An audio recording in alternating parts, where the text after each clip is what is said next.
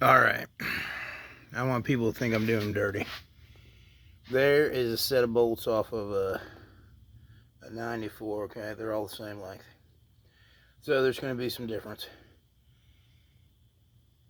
One difference there isn't going to be is the depth of the propeller. And from what I can tell, that's kind of like one of them measuring things you got to get right, and I imagine there's some kind of tool to press those onto the shafts, because I've looked at a handful of my water pumps and they kind of vary as the depth on that shaft.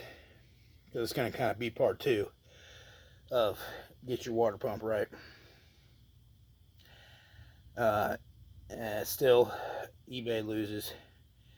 I did not have to manipulate or modify the Amazon water pump. They're both the same, about the same price. Like I said, came about the same kit, timing belts and all. And I'll say this: I'm pretty sure the Amazon kit came with the right gaskets, and this did not have the right cam gaskets. But I couldn't swear to that. It's been a while.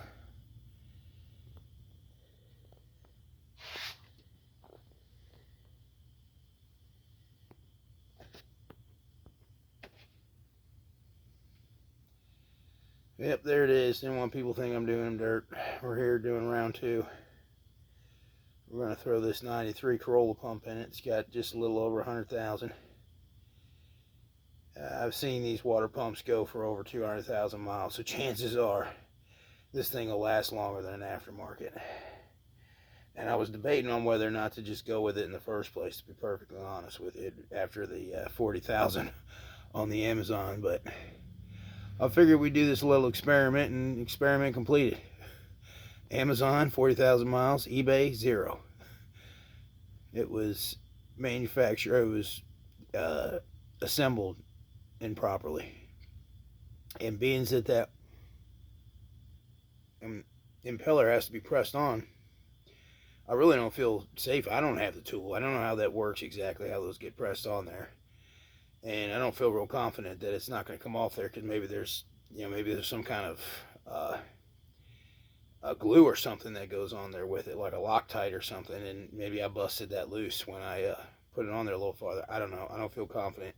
I feel a lot more confident in this 93 that has a little over 100,000 on it than I do an eBay that probably at best is going to get 40,000 and start screaming at me at about 25 to 30,000. So I think I'll just go with the Toyota, since I haven't seen one of them fail yet.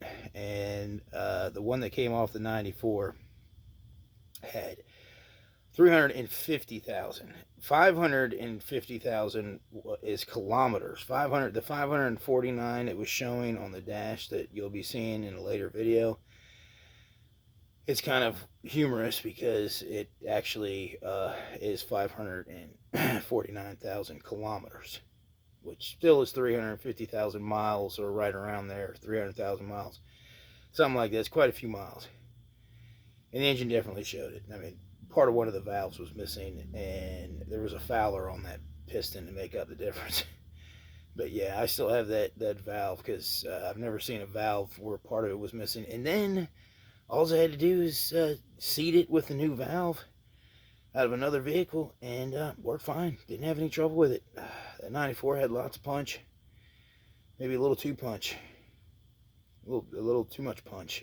It really liked to get up and go, and even with much bigger wheels on it, with 18s and I think it was 225 footprint, I still couldn't get that thing to stop like I wanted to.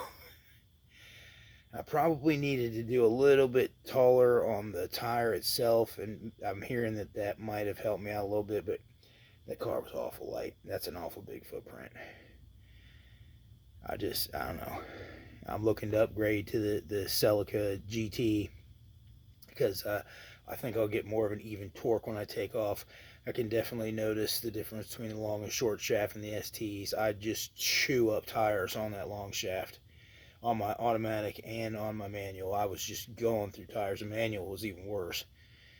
And yeah, it's just that long shaft. You can clearly see a difference in the wear in the tires. So hopefully I can get my hands on a GT that needs some TLC and we'll be making some Celica GT videos to go with these other Celica videos. But there it is, just in case anybody pulled one apart and went, hey, these are all the same size. They are in some years and some models. In some years and some models have that metal gasket right there. And some years and some models have a crap paper gasket that's stock what's on there. That's what I clean up off of this one. And yeah. That's all I've seen is the stock, and I haven't actually seen silicone, but that's what I use, and I haven't had any trouble with it, so that's what we'll be using this time.